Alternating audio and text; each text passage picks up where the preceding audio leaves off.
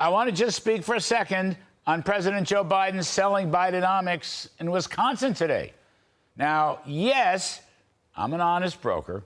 He got a good 3.3% GDP number for the fourth quarter, following a good 4.9% in the third quarter, okay? If I were he, I would be bragging about it too. And inflation has come down. All's fair in love, war, and politics. Brag when you can. I get it. I've been there. But of course, Mr. Biden can't help himself because then he goes hog wild with dumb things about Donald Trump's economic achievements. Dumb things. Here's something Biden said. Take a listen. My predecessor, though, he chose a different course. Trickle-down economics. Cut taxes for the very wealthy and big corporations, increasing the deficit significantly. That's exactly what happened. He stripped good-paying jobs and shipped them overseas. I mean, he can't help himself. He just can't help himself. All these attacks are completely wrong, as I've said hundreds of times.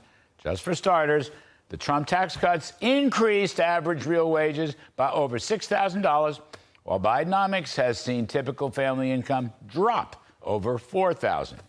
Distinguished studies of the corporate tax cuts have shown again and again and again they produce more business investment, higher real wages, more productivity, help the lower incomes and minority groups much more than the upper incomes, and they paid for themselves. Now, then there's this baloney about 1,000 billionaires and how they only pay an 8% tax rate. Now, this is wonderful. I'll do it again. I've done this 100 times.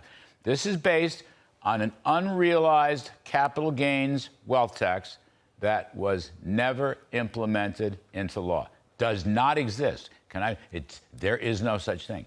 But Biden and his staff keeps including the unrealized income and then applying that to today's tax rates in order to get this phony baloney 8% rate. There is no unrealized capital gains wealth tax, and therefore there is no income to be counted. It's just flat out lies. Staggering. Staggering. Now, Biden's GDP improvement in the second half of last year is a good thing. I admit it. All right, I'm being honest here. Those are the numbers. But without stepping on his line too much, to a great extent, the second half improvement this year offsets the GDP decline in the first half of 2022. Now, Mr. Biden is also right to brag on lower inflation. Okay? Got it. But what's troubling about these GDP reports is that the biggest contributor to growth is government spending. In fact, in the last 2 quarters, government spending had the biggest growth rate of any of the other major categories in the GDP, including consumer spending. Okay? This is unhealthy, and ultimately it will prove to be inflationary. Economist Joe Lavorgna has pointed out that government spending in the last 3 years under Biden comes in with a cumulative excess of $3.3 trillion above the long-term trend. In other words, more or less 7.5% growth in spending under Biden versus the 20-year trend of about 5.5%.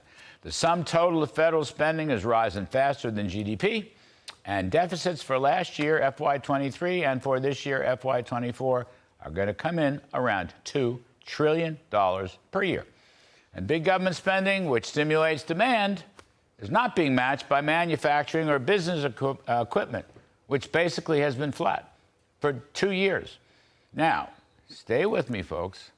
Jean-Baptiste Say, the great French economic philosopher, it may be France's greatest product down through the years. He argued and wrote in the early 19th century that supply creates its own demand. We must produce in order to consume. Unfortunately, Bidenomics thinks that consuming stimulated by government spending will do the job. It won't. That's called too much money chasing too few goods. And that's what causes inflation to go up. And that's the big risk in the economic story. I don't deny Mr. Biden's mini boom in recent months, but I do deny his massive government spending will produce a healthy economy in the longer term. That's all I'm saying, and that's my riff.